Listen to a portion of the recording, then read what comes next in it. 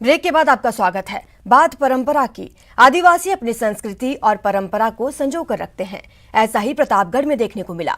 गर्मी के दस्तक देते ही आदिवासियों ने अपना परंपरागत नृत्य शुरू कर दिया है।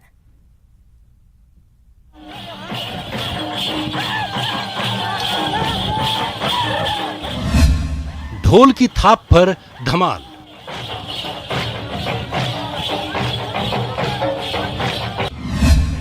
घुंघरू की झनकार,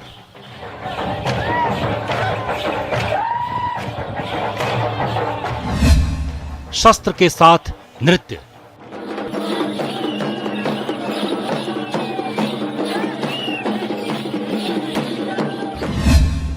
आदिवासियों के अनोखे रंग,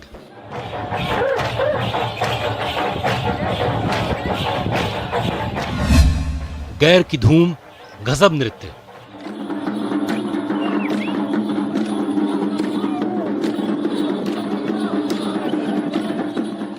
ढोल की थाप ऐसी हो तो फिर पांव क्यों न थिरकें, और जब पांव में घुंघरू बंधे हों तो झंकार पर क्यों न झूमें।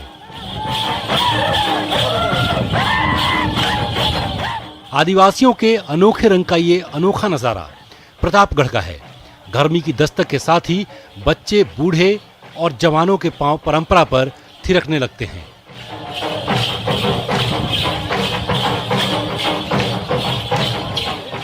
सभी एकजुट होकर नृत्य कर रहे हैं। गीत, संगीत और नृत्य से समा बंध गया है।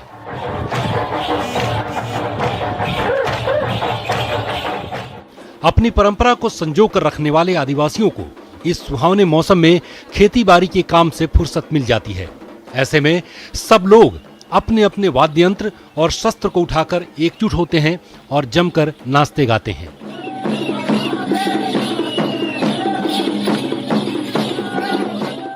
आज के युवाओं में एक संदेश गया है कि जो युवा आज अपनी वेशभूषा, पारंपरिक वेशभूषा को भूल चुका है, उसे पुनर्जीवन मिला है। हमारी सांस्कृतिक कल्चर है, उसको पुनर्जीवन मिला है।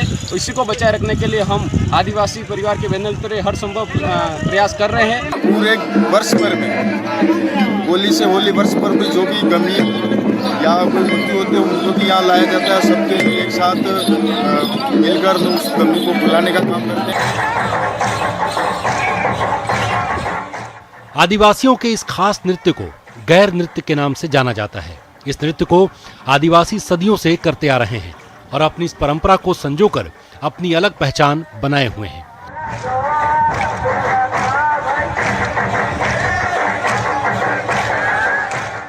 मीणा आदिवासी समाज अपनी पुरानी परंपरा पर गर्व महसूस करता है। यही वजह है होली के बाद गर्मी की आहट के साथ ही आदिवासी गैर के रंग में रम जाते हैं।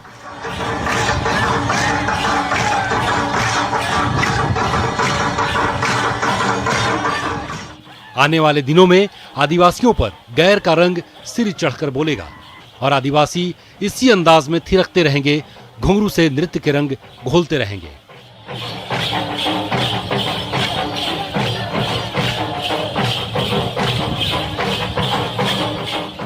न्यूज़ 18 के लिए प्रतापगढ़ से चंचल संध्या की रिपोर्ट।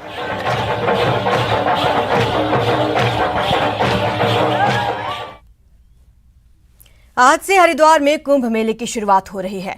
अगले 1 महीने तक गंगा में डुबकी लगाने के लिए लाखों श्रद्धालु पहुंचेंगे। लेकिन इस मेले में जो आकर्षण और आस्था का केंद्र बनी हुई है वो है 141 फीट ऊंची त्रिशूल। देखिए।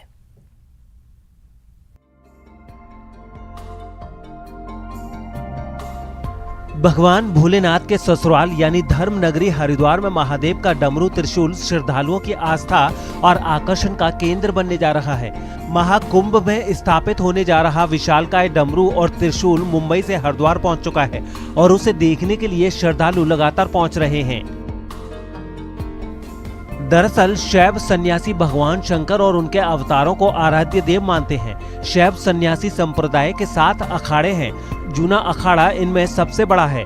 जूना अखाड़ा हरिद्वार में पहला 141 फुट ऊंचा डमरू त्रिशूल स्थापित कर रहा है। त्रिशूल का अगला हिस्सा ही 31 फुट ऊंचा है। बाकी का अंदाजा आप लगा सकते हैं। जूना अखाड़ा के अंतरराष्ट्रीय संरक्षक श्री महंत हरिगिरी के मुताबिक डमरू त्रिशूल 80 लाख रुपए की लागत से बना है। मुंबई से डमरू त्रिशूल बनकर आ गए हैं जो 5 अप्रैल को विधि विधान से स्थापित हो जाएंगे। 80 लाख की लागत से तैयार डमरू त्रिशूल श्रद्धालुओं की आस्था और शहर में सबसे ऊंचा डमरू त्रिशूल पहचान बनेगा। डमरू त्रिशूल को बजाज कंपनी ने डिजाइन करके बनाया है। इसे हाई क्वालिटी स्टील से तैयार किया गया है। कंपनी का दावा है कि 250 साल तक स्टील खराब नहीं होगी। भारतीय सेना को दुनिया की सबसे प्रोफेशनल सेनाओं में गिना जाता है। न केवल प्रोफेशनल फ्रंट पर बल्कि मानवता के लिए हर स्तर पर हमारे सैनिक अपने आप में एक मिसाल हैं। जम्मू कश्मीर के तंगधार और लद्दाख के खरदुल्ला पास से सेना के जवानों की ऐसी ही तस्वीरें सामने आई हैं।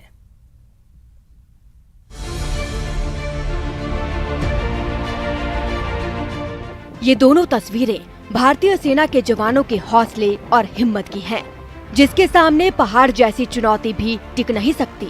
भारत के उत्तरी छोर पर सुदूर पहाड़ों में जहां दूर दूर तक मदद की उम्मीद नहीं थी, वहां मदद के लिए पहुंचे सेना के ये जवान किसी देवदूत से कम नहीं थे। जम्मू कश्मीर में कुपवाड़ा के तंगधार में एक महिला की तबीयत अचानक खराब हो गई, लेकिन रात और घने जंगल में पहाड़ों के बीच से रास्ता महिला को अस्पताल पहुंचाने में सबसे बड़ी बाधा था। ग्रामीणों की मदद मांगने पर सेना के जवानों ने मोर्चा संभाला और खाट को ही महिला के लिए स्ट्रेचर बना दिया। इसके बाद सेना के जवान महिला को कंधे पर लेकर कई किलोमीटर पैदल चले और अस्पताल पहुंचाया। इस पूरे वीडियो को सेना ने जारी किया है।